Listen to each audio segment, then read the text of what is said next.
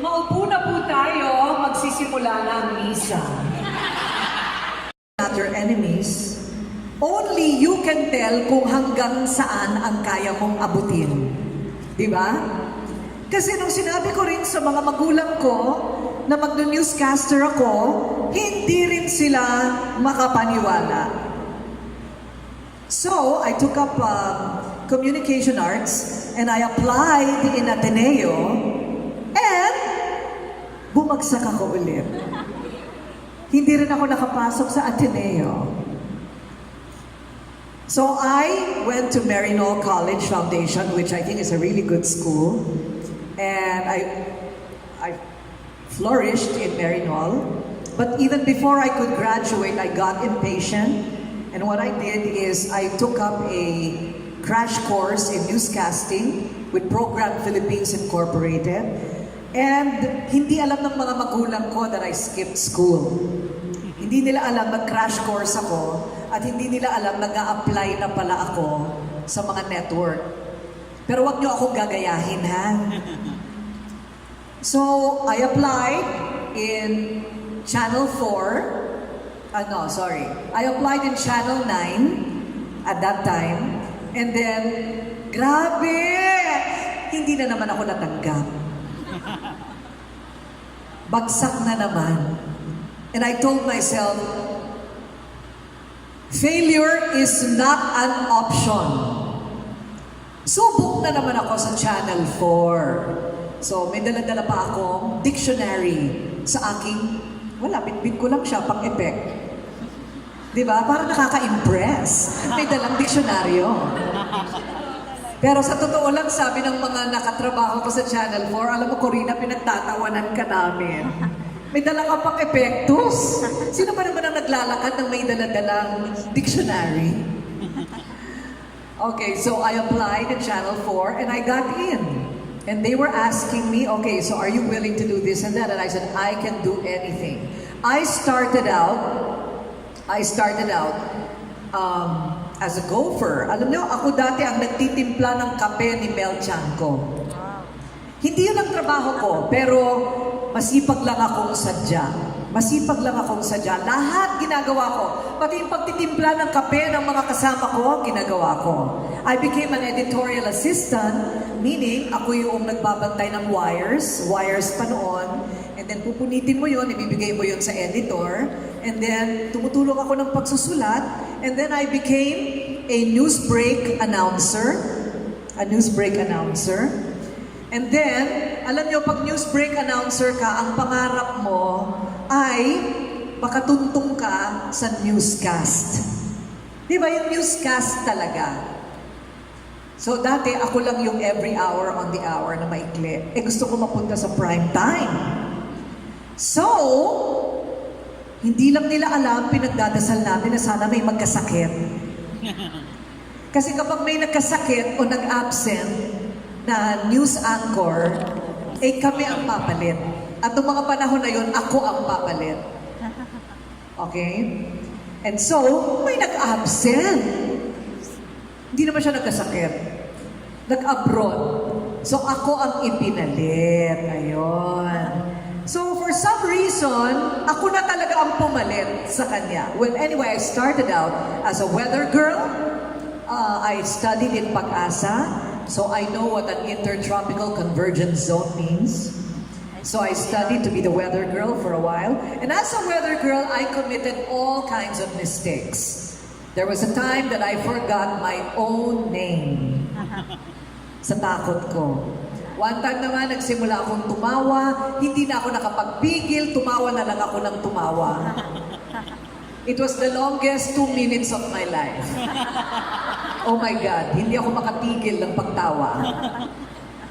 And so, after being a weather girl, dahil absent yung newscaster, pumalit na ako sa kanya. Ayun. So that began my career as a newscaster. Ayun. So, at that time, marami na rin ang nagdadasal na magkasakit sana ako. Pero hindi naman siya nangyari. After the EDSA Revolution, nagsarado ang MBS Channel 4, which was the government station. And at that time, before People Power, before the EDSA revolution, talagang censored ang news. No? And not too many of maybe newscasters can talk about this kasi iilan na lang kami na active pa from those days of before 1983. Di pa kayo pinapanganak. But those days talagang walang lumalabas na masamang balita tungkol sa gobyerno. Zero. Talagang bawal. Martial law nga, no? Hindi pwede. Mabuti na lang, most of that time, I was the weather girl. Hindi nila ma-censor ang weather. Hindi nila mapalitan kung uulan o aaraw. So, safe ako doon. But after the EDSA revolution, ABS-CBN opened, and I was one of the first there. I was also one of the youngest, if not the youngest, in Channel 4. So, nagsimula kami sa ABS-CBN, kami ang nagbukas, and our very first newscast, kaming dalawa ni David Nay, and Palpak. Believe me, nagsarado ulit ang Channel 2 pagkatapos ng una naming newscast. And management said, Diyos ko, back to the drawing board tayong lahat. And that began, 30 years of what is today the largest broadcasting network in the Philippines. And Filipino Broadcasting Network worldwide. Pinakamalaki yan. Pinakamalaki. So, what can I say about being in broadcast? First of all, it's my life. Pangalawa, talagang ito na lang ang ginawa ko. You know, the thing about doing something you love is you really don't work a day in your life, right? They always say that, but I lived it. I lived that truth. That I love my job. Up to now, I still think that it's the best job in the world. It's so powerful. Media is so powerful. And if you want it, you'll most probably get in it. The question is, are you going to stay in it? Are you going to survive? And most of all, are you going to make a solid contribution with the power that is given to you? Alam nyo, maraming pumapasok, pero marami rin ang nalalagas. Marami ang hindi nalalagas, pero iilan lang ang aangat sa iba. Nakuha niyo yun? What will make the difference between broadcaster A and broadcaster B? And just recently, because I was interviewed for a documentary for ABS-CBN, so because I was one of the pioneers, so ako yung ini-interview, and Shari Villa, who was my co-field correspondent before, was asking the question.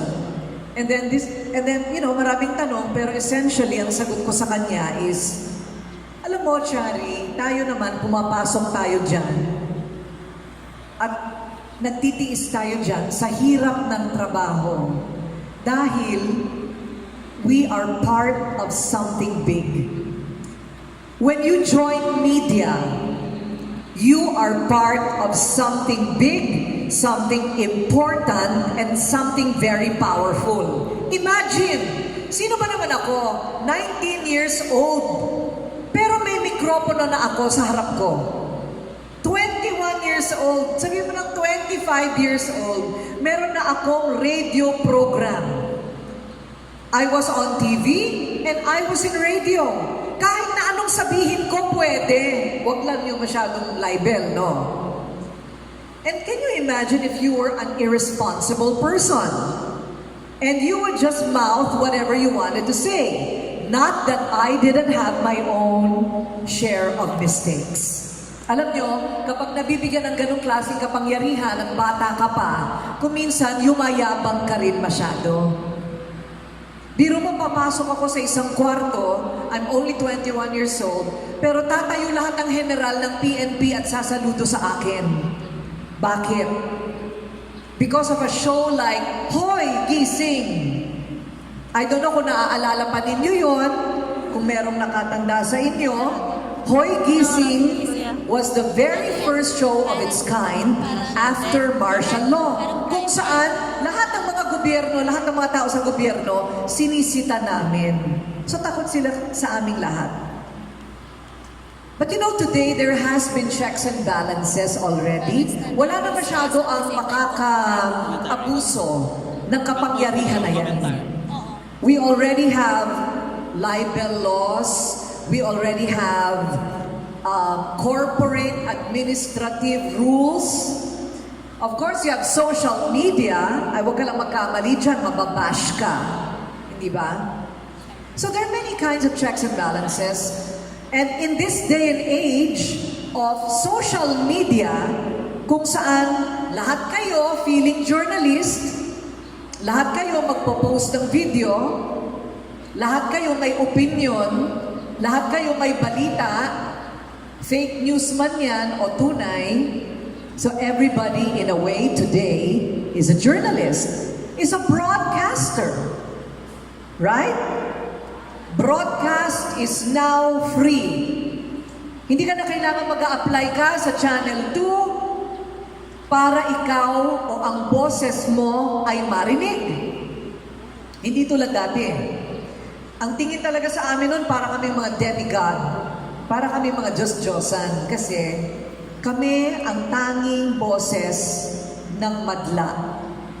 Ang daming lumalapit sa amin para lang ihayag sa radyo o TV ang kanilang mga hinaing, problema, reklamo, nawawala, etc.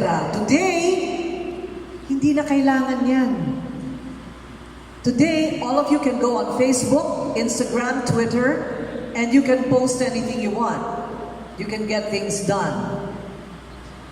So, a lot of people ask me, Korina, pagkatapos ng lahat ng awards mo, lahat ng taon na ibinuno mo sa karera mo, bakit ka pa babalik sa eskwelahan? I went back to school to take up my master's 3 years ago, and sabi nila, anong course mo? Aba, di journalism. And they said, what? Bakit journalism na naman ang iti-take up mo? Sabi ko, hindi. Kasi nagbabago ang landscape ng broadcasting and journalism. Nagbabago. And I just wanted to know for myself and figure out what are the things that have changed? What are the things that have to change and will inevitably change? Wala kang magagawa. Pero, ano ba yung mga bagay din na hindi dapat magbago? Right? There are principles in public speaking or broadcasting that should never change. Halimbawa, can you give me an idea what should never change? What should never change in broadcasting? Whether you are on social media, on TV or radio. Sige nga, ano yon? Ha? Introduce yourself. Ang katotohanan. Correct? Ang problema, sino ba nagsasabi ng totoo? Ang katotohanan para dito sa political party na ito ay ito. Ang sabi naman ng katotohanan ng NGO na ito ay ito. Sabi naman ng, di ba, iba-iba, right? Kung minsan, iba-iba ang Channel 2 sa Channel 7. E di lalo na sa Amerika. Iba ang sinasabi ng CNN, iba ang sinasabi ng Fox. Fox, pro-Trump. CNN, anti-Trump. Sinong papaniwalaan mo? Kaya ngayon sa Amerika, you go to the channel kung saan naririnig mo yung gusto mong marinig. Is that the truth? I'm not really sure about that. The thing about today, and which I also learned in school when I took up my master's, is that you have to actively participate in ferreting out the truth. All of you now have a responsibility to be a broadcaster right here, right now. You don't have to wait until you graduate. But you know the nice thing and the essential thing about being in school and learning journalism and broadcasting, or the principles of what is true or not, is that you get to be disciplined about what the truth is. First of all, to get to the truth, hindi ba dapat alamin mo muna lahat ng panig? Yun lang naman yun. Para kang investigative journalist. Pag-usapan natin si Chris Aquino. O, bigla kayong nabuhay, ano? Chris Aquino. Ang kumakalat, naloko daw siya, di ba? Naloko daw siya ng kanyang business manager. Right? So, sabi ng lahat, oh my God, ano nangyari kay Chris? Nagkakasakit na siya. Yung kinabukasan daw ng kanyang mga anak ang nakasalalay. Okay. So everybody's like, sino naman itong demonyo na Nick Falsis na ito? Sabi, no? Ako, I don't participate, I just listen, I just read. And then, biglang lumabas ulit si Chris.